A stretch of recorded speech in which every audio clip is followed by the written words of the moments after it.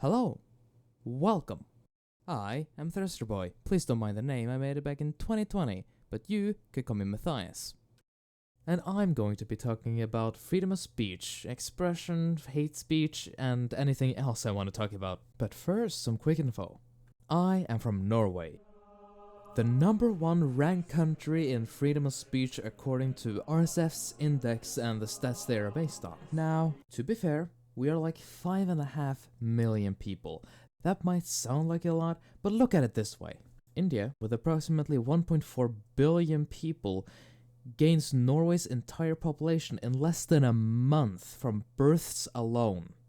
In Texas, there are more cows than the Norwegian population. And in Russia, more people live in Siberia, yeah, the frozen wasteland, than in Norway. But I am sure that Scandinavia is the best area for free speech.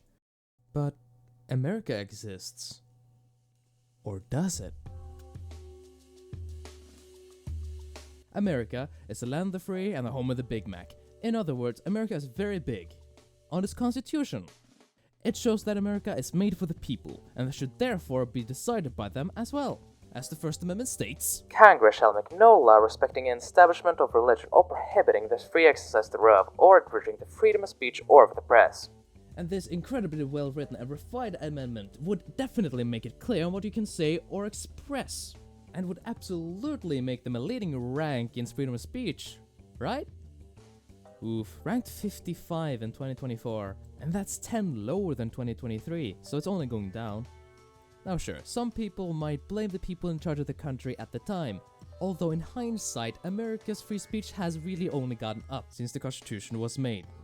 However, I do think it's kind of funny that the First Amendment of America allows to the people that has free speech in paragraph 100 of their Constitution.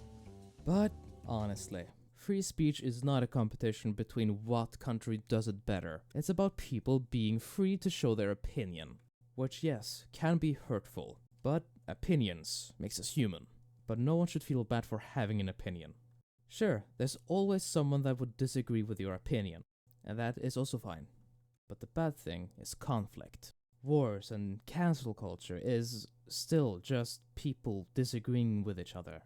Humans that should have as much right to express themselves and their opinions, but often get censored by the laws of where they live or what religion they follow. I am proud to be born in Norway, but that is a privilege not many people can get. And I know that a lot of immigrants and refugees in Norway are not always being treated fairly here, either that being skin color, religion, or language. Yes, free speech is a fundamental right, but like all good things, sleep, food, and a stable Wi-Fi connection, there are limits. You can't just say anything without consequences. For example, you can't just walk into an airport and yell, "I got a bomb!" Unless you want a free trip to a small windowless room with a bunch of very serious people. So, what are the actual limits? Incitement to violence, the don't start a riot rule. If your speech is like a how-to guide for starting chaos, like yelling "let's burn this place to the ground," you have sadly crossed the line. Many countries, including the US and Norway, have laws against inciting violence. Defamation, the don't ruin someone's life with lies rule. If you're going around saying that your neighbor is a vampire who eats children, and of course people actually believe in you, you can get sued, because defamation laws protect people from having their reputation destroyed by false information. Threats and harassment, the don't be a psycho rule.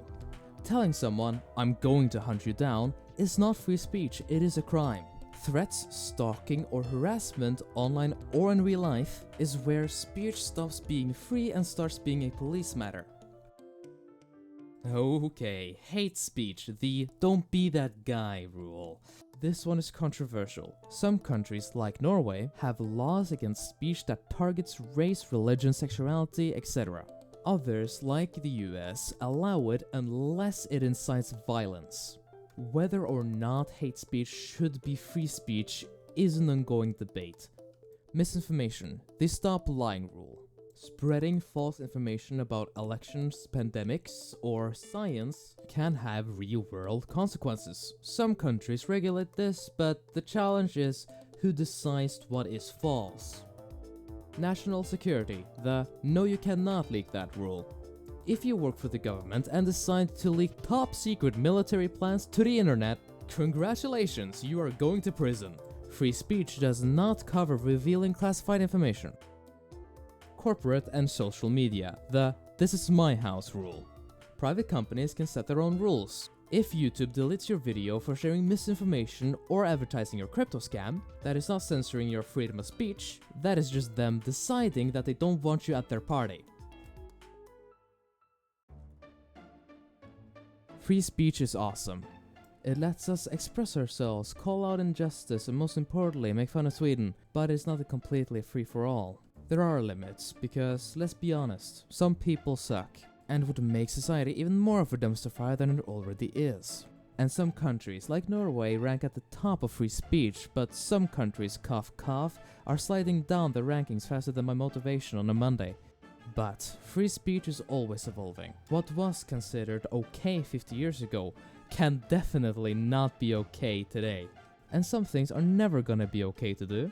Either way, if you're not out there yelling fire in a crowded theater, or spreading conspiracy theories about lizard people controlling the earth, aka Illuminati confirmed, you should be fine, probably.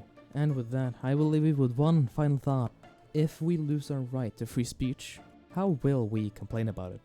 Anyways, thanks for watching. I am ThrusterBoy, aka Matthias, and I'll see you next time.